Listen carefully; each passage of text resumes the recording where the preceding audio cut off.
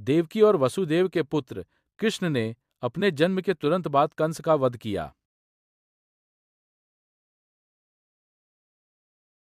वहीं रुक्मिणी नगर की राजकुमारी थी, जिनका विवाह शिशुपाल के साथ तय था। रुक्मिणी ने गुप्त संदेश भेजा, कृष्ण जी को मेरा विवाह शिशुपाल से ना हो। कृष्ण जी ने अकेले ही रुक्मिणी का अपहरण किया और उनका विवाह स्वयं के साथ संपन्न किया। द्वारका में भव्य स्वागत हुआ और सभी देवताओं ने इस पवित्र विवाह का आशीर्वाद दिया। इस प्रकार कृष्ण और रुक्मिणी का पवित्र विवाह संपन्न हुआ, जो आज भी प्रसिद्ध है।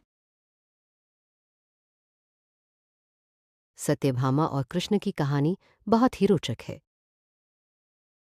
सत्यभामा एक अहंकारी और शक्तिशाली राजकुमारी थी। एक दिन उन्हीं कृष्ण से उनकी भेंट हुई। कृष्ण ने उन्हें एक पवित्र हार भेंट किया। इस हार में कृष्ण की कृपा थी। फिर विवाह की बेला में वे पवित्र बंधन में बंध गए। सत्यभामा कृष्ण की पत्नी और उनकी शक्ति की साथी बनी। वे कृष्ण की प्रबल सहायक और रक्षक भी थी।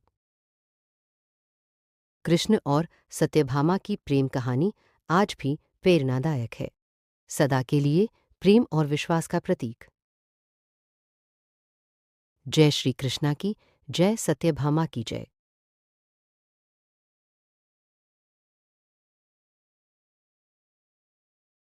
एक बार कृष्ण सत्यभामा के साथ रथ में यात्रा कर रहे थे।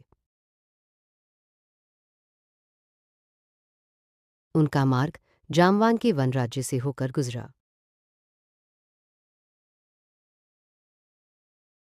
जामवान ने कृष्ण को चुनौती दी और भीषण युद्ध शुरू हो गया।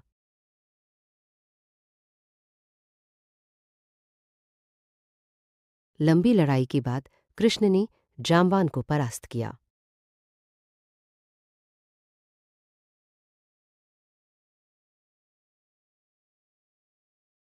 जामवान ने अपनी बेटी जामवंती का हाथ कृष्ण को अर्पण किया।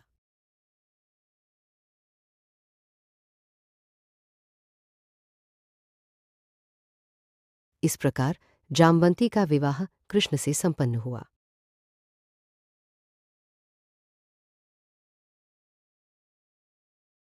प्राचीन काल में कालिंदी नाम की एक बहुत भक्तिपरायण योगिनी थी। उन्होंने भगवान कृष्ण को पाने के लिए कठोर तपस्या की।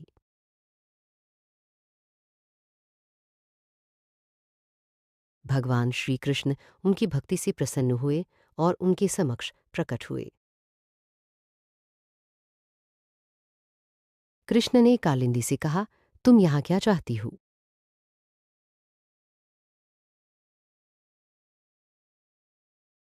कालिंदी ने कहा, मैं आपको पाने के लिए ही यहाँ खड़ी हूं।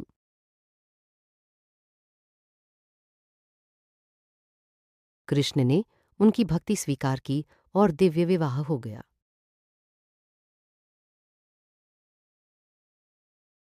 इस प्रकार कालिंदी की भक्ति का फल मिला और वे कृष्ण की पत्नी बनी। मित्रवृंदा वृंदावन की एक भक्त गोपी थी जो कृष्ण को समर्पित थीं।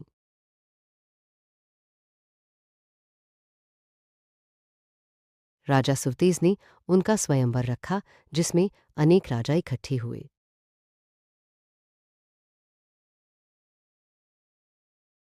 कृष्ण मायामयी रूप में द्वारिका से आए और स्वयंवर में प्रवेश किया।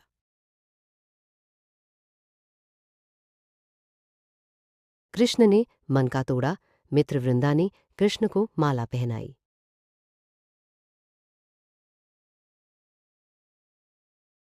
इस परंपरा से उनका दिव्य विवाह हुआ, जो सबके लिए आश्चर्यजनक था।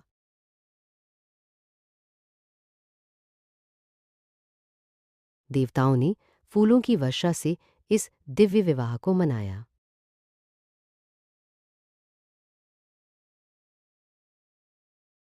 कौशल के राजा नागनाजित अपने महल में विराजमान थे। उनकी पुत्री सत्या अपनी सुंदरता के लिए विख्यात थी।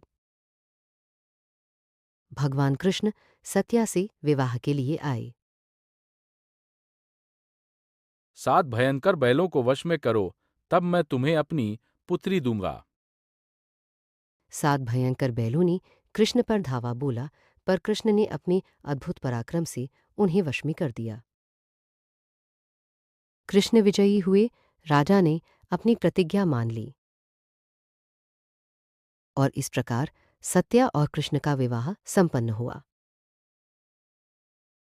कैकेयी राज्य के राजमहल में राजकुमारी भद्रा अपने भाग्य की राह देख रही थी। वह श्री कृष्ण की लीलाओं की कथाएं सुनकर मंत्रमुग्ध रहती थी।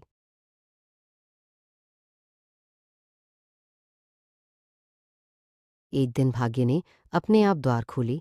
श्री कृष्ण स्वयं आए।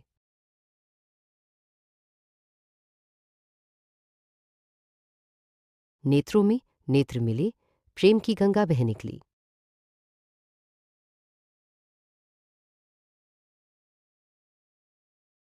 मंदिर में संस्कार हुए, विवाह की मुहूर्त बन गई।